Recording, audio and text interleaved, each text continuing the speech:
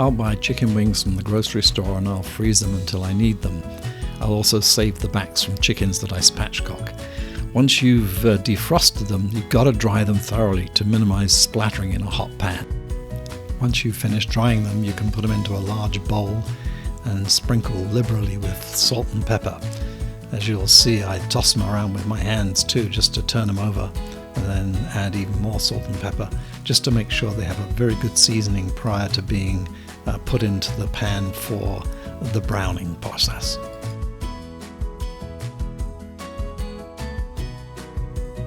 As you can see, we now rough chop the vegetables. We don't peel the carrots or the onions or anything else for that matter.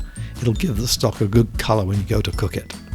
While the pan's heating up, I'll put in a good swirl of oil, probably a couple of tablespoons at least. I certainly prefer a high temperature oil like canola rather than olive oil. Now that the pan is nice and hot, I'll start to put my chicken pieces in.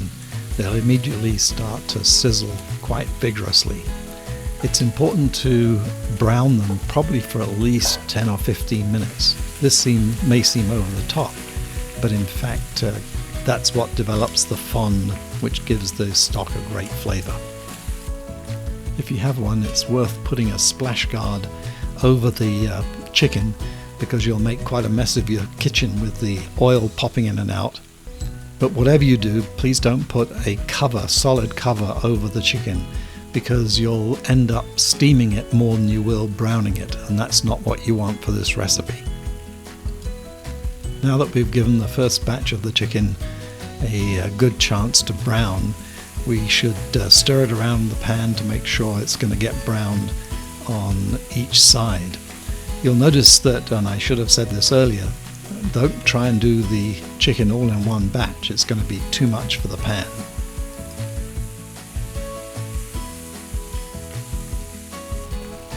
Now that my first batch of chicken has a good browning on it, we'll give it a last stir around, then take it out of the pot.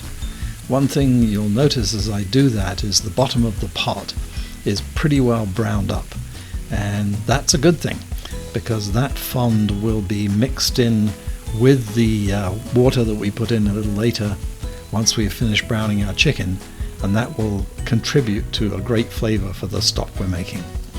Moving on to the second batch, certainly no need for more oil, as you can see. Some of you might prefer to tip out some of the fat that's in the bottom of the pan. But anyway, and by the way, you can see I added a bay leaf at the last minute. Tip the vegetables in, stir them all around, and give them an opportunity to get a little browning before we add the water to finally cook the stock and of course put the chicken back in. Now it's time to add the water.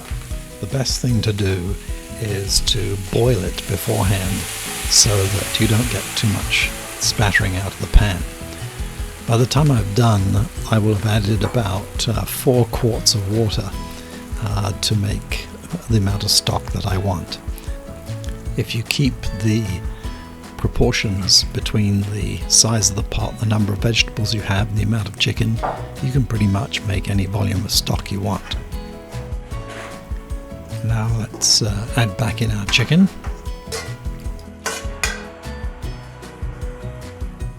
We're going to turn the heat back up and bring the entire mixture up to a boil, and then put a lid on it. Of course, turn it down to simmer at that point and let it cook in this state for a good 30 minutes.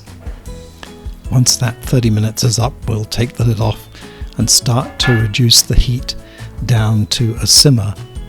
We'll let the stock bubble away for probably 2.5 hours.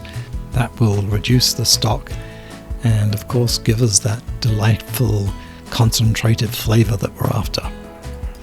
A quick taste just to see what we think of how well it's doing so far. It's tasting really good. So now we move on to the next stage of the task, and that's to start removing all the solids. A slotted spoon or something similar will do, so we can make sure that the stock drains back into the pot as we take the solids out. Next we need to get a sieve, sit it over a fresh saucepan or pot, and then just pour the stock through.